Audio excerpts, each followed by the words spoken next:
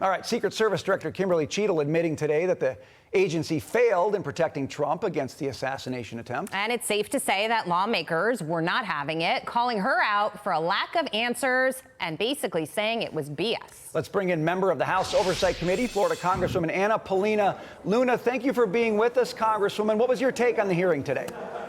Look, she got roasted, but not just by Republicans. There's been bipartisan calls by Democrat and Republicans for her to resign. And what I will also say is I do think it's likely that she actually perjured herself. So I actually asked House Oversight staff to actually go through, review the transcripts, and I actually talked to Comer about potentially bringing perjury charges. Yeah, it was a really fiery question and answer session. I mean, House Oversight wanted answers for the American people, Congresswoman, but at the same time, Kim Cheatle was sitting there. Many times she said she couldn't recall or she couldn't share. And so at the end of the day, it was like, well, what do you know as the director of the Secret Service who was in charge that day and the buck stops with you? It doesn't sound like she knew too much.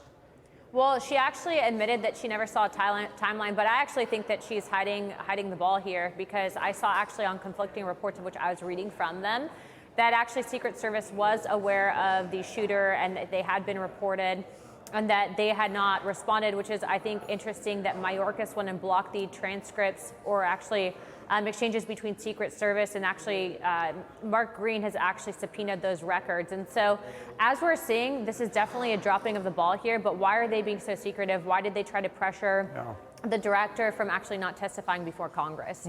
Congresswoman, let's listen to some of the, I'll call them the hottest moments from the hearing. Take a listen to this. Hot takes. Got it. I would have to get back to you. That is a no. You're full of today. You're just being completely dishonest. This is not theater. This is not about jockeying. The idea that a report will be finalized in 60 days, let alone prior to any actionable decisions that would be made, is simply not acceptable. And I'd say this. She had strong critics on both sides of the aisle today. This was not like Republicans attacking. This was everybody, almost everybody, saying you blew it here. Yeah. There's been actually a letter already went out by both ranking chairman Raskin and Comer calling on her resignation. I actually talked to some other members, and they don't think that she's going to be sticking around. But look, I said it to her face, and I'll say it right here. You know, I brought the vote on inherent contempt against Garland. I don't think she's any different. I think she's stonewalling our investigation. She didn't bring the information that we requested. And also, too, she tried to pass it off on the FBI, of which we have zero faith in the FBI to conduct a fair investigation, which is why we are voting on Wednesday to do our own select and task force committee to investigate this. But, you know, I'm going to put this out there that if she doesn't resign, we can bring the inherent contempt vote, and I think we might have to. I've already talked to Democrats, and some of them said they'll vote with me. Congresswoman, we also wanted to get your take on this, because Biden, obviously not even fit to ride a bike these days, is not fit to walk across the stage.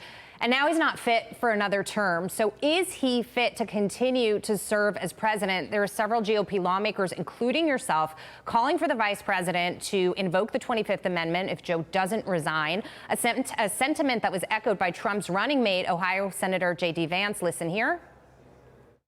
Look, there's a constitutional process, the 25th Amendment. If Joe Biden can't run for president, he can't serve as president. And if they want to take him down because he's mentally incapable of serving, invoke the 25th Amendment. You don't get to sort of do this in the most politically beneficial way for Democrats. If it's an actual problem, they should take care of it in the appropriate way. Congresswoman, is this something that we can expect coming in the next days and weeks ahead? Well, let's see how much the Biden campaign starts leaking on Kamala Harris, because you know that it was really Kamala that actually forced him out of seeking re-election. But look, I've been saying this from the get-go. There's cognitive issues with Joe Biden. I've talked to many Democrats. They're aware of that, especially those in the Never Biden caucuses. What I will also say is I think that this is an issue of national security, which is why I've called on him to resign. But I think the reason why they're trying to keep him in and really keep the vice president from really becoming president acting currently is because we would have to then confirm the vice president. And I think that we'd likely confirm Mike Johnson, and they don't want that. So it's going to be a fight for sure. Congresswoman Paulina Luna, thanks for being with us today. Thank you.